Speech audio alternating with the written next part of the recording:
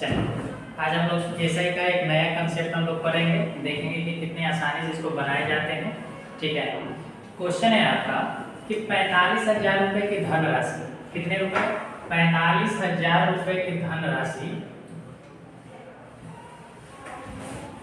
को दो हिस्सों में बांटे गए हैं। एक हिस्सा को दिया गया है 10% के रेट पर और दूसरे को दिया गया है 12% के रेट पर, जो आप देख पा रहे हैं क्वेश्चन में। ठीक है, कि एक हिस्सा को दिया गया कितने परसेंट के रेट पर? 10% के रेट पर, और दूसरे हिस्से को दिए गए हैं 12% के रेट पर। कर रहा है क्वेश्चन कि यदि 3 वर्षों के अंत में, कितने वर्षों के अंत में? 3 वर्षों के अंत में उसे कुल जो है ब्याज के रूप में कुल भुगतान करना पड़ता है 59,940 रुपये।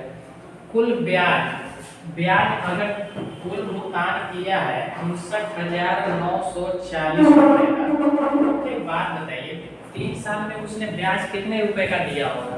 तो आप देख पा रहे हैं कि प्रिंसिपल में से, प्रिंसिपल को अगर अमाउंट में से घटाएंगे तो हमारा क्या निकलता है? ऐसा ही निकलता है। 59,940 में से 45,000 को घटाएंगे तो कितने बचेंगे? 14,940 रुपये। कोई दिक्कत है इसमें? नहीं है। तो एक साल में कितने रुपए का ब्याज मिलेगा? तो आप देख पा रहे हैं कि एक साल में कितने मिलेंगे, तो हमें 3 से क्या करना पड़ेगा? डिवाइड करना पड़ेगा। तो 3 से डिवाइड करेंगे तो कितने हो जाएंगे? तो देखेंगे कि कितना हो गया। हम यहाँ पे कर देते हैं 14,940 का बाई कितना हो जाएगा? 3 हो जाएंगे। तो आप देख पा रहे हैं कि 3 से कितने बार में कटेंगे?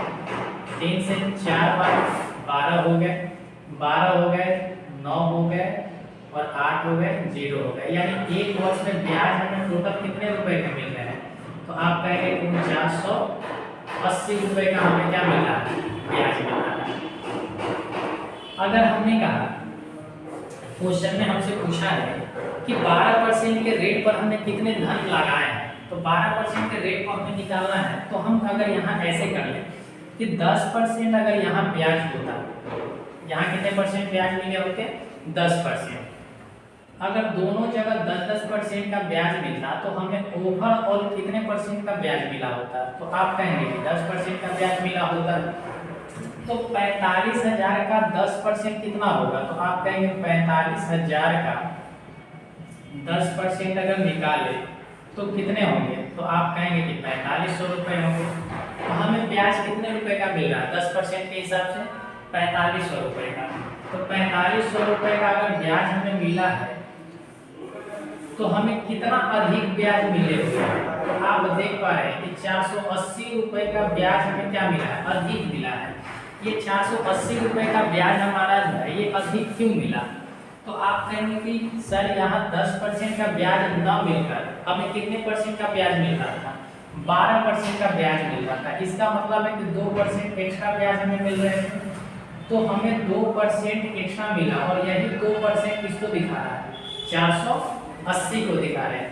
तो 100% किसको दिखाएंगे? तो आप देख पा रहे हैं कि 100% किसको दिखा रहे हैं? तो आप 2 से काट लेंगे 480, 24 पर कितने जीरो हो गए? 3 जीरो। तो कितने हजार हो गए? 24,000 रुपये हमारे उत्तर हो गए। और यही हमारे क्या है? आंसर है। तो दिक्कत है इसमें?